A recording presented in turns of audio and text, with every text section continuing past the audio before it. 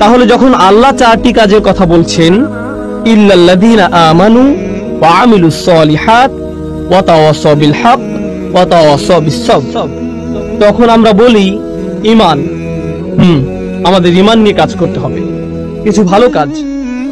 আর আর বাকিগুলো, ওগুলো তো আলেমদের জন্য, ওগুলো শায়েখদের কাজ, ওগুলো দায়ীদের কাজ, ওগুলো অন্যরা করবে, এগুলো আমার কাজ নয়। আমাদের দিনে 24 ঘন্টা সময় আছে, এর মধ্যে কয় ঘন্টা আমরা ঘুমিয়ে কাটাই, কয় ঘন্টা আমরা কাজ করি, কয় ঘন্টা আমরা দুনিয়ায় সঞ্চয়ের কাজে ব্যবহার করি, হয়তো দুনিয়ার বিল পরিশোধ করার কাজে, কিন্তু কয় ঘন্টা আমরা আখিরাতের বিল পরিশোধ করার কাজে ব্যবহার করি, কয় ঘন্টা আমরা আল্লাহর হিসাব নিকাশের সামনে দাঁড়ানোর জন্য নিজেদের প্রস্তুত করি। এখানে বাৎসরিক একটা হিসেব আপনাকে দিতে হবে, কিন্তু আসল হিসাব সামনে আসছে, যেখানে আমাদের প্রত্যেকটি কাজের হিসাব আমাদের দিতে হবে। আমি এটা সবসময় বলে থাকি, এই সূরা আসর শব্দটির ব্যবহারের তাৎপর্য হলো এখানে একটা দিনের অংশ বোঝানো হয়েছে। আল্লাহ আমাদেরকে আমাদের পুরো জীবনকে তুলে ধরেছেন, যদিও এটা কেবলমাত্র একটা দিন, মাত্র একদিন। আপনি যদি একদিনের জন্য আপনার জীবনকে পরিবর্তন করতে পারেন, তাহলে আপনি আপনার জীবনকেই পরিবর্তন করলেন। কারণ অনেকেই জানেন, অনেকে এখানে ফুল টাইম চাকরি করেন, অনেকে ফুল টাইম ছাত্র, অনেকে সব সময় বাসায় থাকেন, এই দিনগুলো প্রায় একই রকম হয়ে থাকে। তাহলে আপনি যদি আপনার দিনের একটা অংশকে পরিবর্তন করতে পারেন, আপনি আসলে আপনার জীবনের একটা অংশকে পরিবর্তন করলেন, আপনি আপনার জীবনের অংশই পরিবর্তন করলেন। আর এই পরিবর্তন করার সময়টা চলে যাচ্ছে। আমি আপনাদের একটা পরামর্শ দেব, এটা তাফসীর নয়, বরং আমার নিজের পরামর্শ। তা হলো, রমজানে আমরা আমাদের পরিবর্তন করি, আমরা পরিবর্তন করি, আমরা ঈদের সময় বিভিন্ন পরিবর্তন আনি, আমরা বিশেষ কোনো অনুষ্ঠানে আমরা আমাদের নিত্যকার রুটিনে পরিবর্তন আনি, হয়তো পরিবারের কোনো সদস্যদের মৃত্যুতে, হয়তো সন্তান জন্মের উপলক্ষে, ইত্যাদি কারণে আমরা এই পরিবর্তনগুলো আনি। এরপরে আমরা আবার আমাদের রুটিনে ফিরে যাই, কারণ আমাদের কোনো তাড়াহুড়া কাজ করে না। আপনি দেখবেন, আপনি কখনো বলবেন না, আমি আগে ঠিক 9টায় কাজে যেতাম, আমি এভাবে কিছুদিন গিয়েছি, কিন্তু এখন আমি কিছুটা অলস হয়ে পড়েছি, এখন আমি 10টায় বা 11টায় যাই। আপনি এমন বলবেন না, কারণ আপনি জানেন যে আপনি তাহলে বরখাস্ত হবেন। আপনি জানেন যে আপনাকে সেখানে সময় মতো থাকতেই হবে। আসলে আপনি নিজেকে এমনভাবে তৈরি করেছেন যেখানে আপনাকে সময় মতো থাকতেই হবে। এভাবে ভাবার কারণে আপনার ধারাবাহিকতা ধরে রাখা সহজ হয়েছে। এখন আর এটা তেমন কোনো কঠিন বিষয় নয়, আপনাকে এটা করতেই হবে। এই নিয়ে দুইবার ভাবার প্রয়োজনও নেই। কেউ আপনাকে হয়তো বলল, ভাই তুমি এটা কিভাবে পারো? আমাকে এটা করতেই হবে। কিভাবে পারি জানি না, আমাকে শুধু এটা এভাবেই করতে হয়। আমরা যদি সত্যিকার অর্থে বিশ্বাস করি, যেভাবে আমরা বিশ্বাস করি যে আমরা যদি সময় মতো উপস্থিত হতে না পারি তাহলে আমরা চাকরি হারাবো, আমরা যদি সত্যি সত্যি বিশ্বাস করি আমরা একটা ক্ষতির দিকে এগিয়ে যাচ্ছি, আর এখানে এমন কিছু আচরণ আছে যা আমাদের মধ্যে আনতে হবে, যেমন নামাজে নিয়মিত হওয়া, উদাহরণস্বরূপ খারাপ কাজ থেকে বিরত থাকা। যদি আমরা সত্যিই বিশ্বাস করি যে আমাদের আচরণে পরিবর্তন না হয় তাহলে আমরা ক্ষতির মধ্যে পড়ে যাব, যেভাবে আমরা চাকরি হারাই। আপনি দেখবেন, কোন ইমিগ্রেশন অ্যাপয়েন্টমেন্টের জন্য মানুষ দেরি করে না, সেখানে মানুষ 2 ঘন্টা আগে গিয়ে বসে থাকে।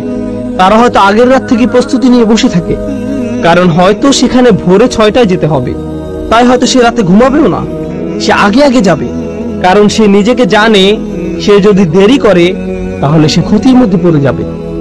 আমরা যদি সত্যিকার অর্থে বিশ্বাস করি যে এমন আচরণ আমাদেরকে ক্ষতির মধ্যে নিয়ে যাবে, তাহলে একটা দিন পরিবর্তন করা আসলে পুরো জীবনকে পরিবর্তন করাই খুব সহজ হয়ে যায়।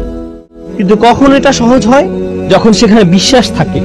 এই জন্যই যখন আল্লাহ খুসুর নিয়ে বলছেন, সর্বপ্রথম কোন ব্যতিক্রম নিয়ে তিনি বলছেন? কারা?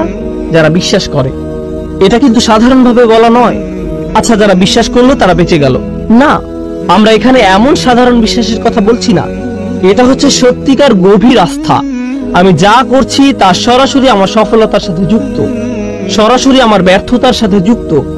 তার চেয়ে ভালো আমি আমাকে পরিবর্তন করি, তার চেয়ে ভালো আমি তাই করি যা আমার করা উচিত। এটা শুধুমাত্র আসর শব্দে এমন বোধ আসা উচিত। এটা যেভাবে চিপে বের করে দেয়, নিঃশেষ করে দেয়, আর আমার এত সময় নেই। এখানে যারা ছাত্র আছেন, আপনারা হয়তো কোনো অ্যাসাইনমেন্ট আছে আর আপনি সেটা ভুলে গিয়েছেন, আর সময় চলে যাচ্ছে। একজন ছাত্রের মধ্যে তখন যে ধরনের তাড়াহুড়া দেখা যায়, ফাইনাল পরীক্ষার আগে যে ধরনের ব্যস্ততা দেখা যায়, ট্যাক্সের সময় একজন অ্যাকাউন্টেন্টের মধ্যে যে ধরনের ব্যস্ততা দেখা যায়, যে ব্যস্ততা আপনি দেখবেন, উদাহরণস্বরূপ আপনি যদি কাজে দেরি করেন আপনি বাসায় যে ধরনের আচরণ করবেন, আপনার আচরণ পুরো পাল্টে যাবে। আপনি কোনোভাবেই দেরি করতে চাইবেন না। আপনি সবার সাথে এমন আচরণ করবেন যেন কাউকে আপনি পাত্তা দেন না। আপনি সকালের খাবার কিছুরই তোয়াক্কা করছেন না, আপনি চলে যান, কারণ আপনার ব্যস্ততা আছে। আপনি জানেন যে আপনি যদি না যান তাহলে আপনি সমস্যায় পড়বেন। আপনি পুরোপুরি জানেন আমাদেরকে এই আস্থা নিজের দিনের ব্যাপারেও আনতে হবে। আপনার বস যদি আপনাকে বলে, আমি কসম করে বলছি তোমার সমস্যা হবে।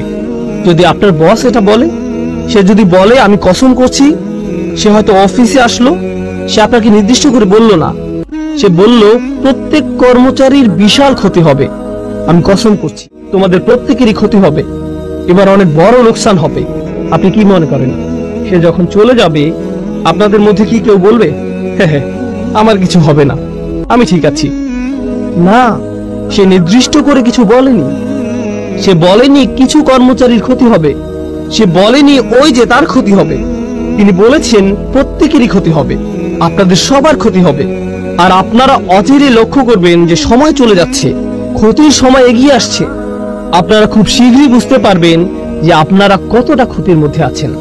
যখন আপনি এটা শুনবেন, এই দুনিয়ায় আপনার জন্য একটা ব্যস্ততা কাজ করবে। আপনার মনে হবে, ও আল্লাহ, আমার এখন কি করা উচিত? তিনি কি করতে চান? তিনি কেন রেগে আছেন? এমন কিছু কি আছে যা আমরা করছি না? এখন চিন্তা করুন, যখন আপনার একটা চাকরি থাকে, বলে রাখি আমি আপনাদের এই উদাহরণগুলো দিচ্ছি যাতে আপনারা এই সূরাটি আরো ভালোভাবে বুঝতে পারেন ইনশাআল্লাহ। মুসলিমের জীবনে এটা একটা গুরুত্ববহ সূরা। এটা একজন মুসলিমের জন্য এমন একটা উপহার যা আল্লাহ মাত্র 3টি আয়াতের মাধ্যমে দিয়েছেন, যা আমাদের জীবনকে পরিবর্তন করে দিতে পারে। তিনি আমাদেরকে পুরো কোরআন মুখস্থ করতে বলেননি, শুধু সূরা আসরটা মনে রাখবেন। সুবহানাল্লাহ, দেখবেন এটা কিভাবে আপনার জীবনকে পরিবর্তন করে দেয়। এখন চিন্তা করুন, আপনি একটা চাকরি পেলেন, আপনার বস আপনাকে বলল তোমার কাজ 4টি। প্রতিদিন আপনার কয়টি কাজ আছে? 4টি।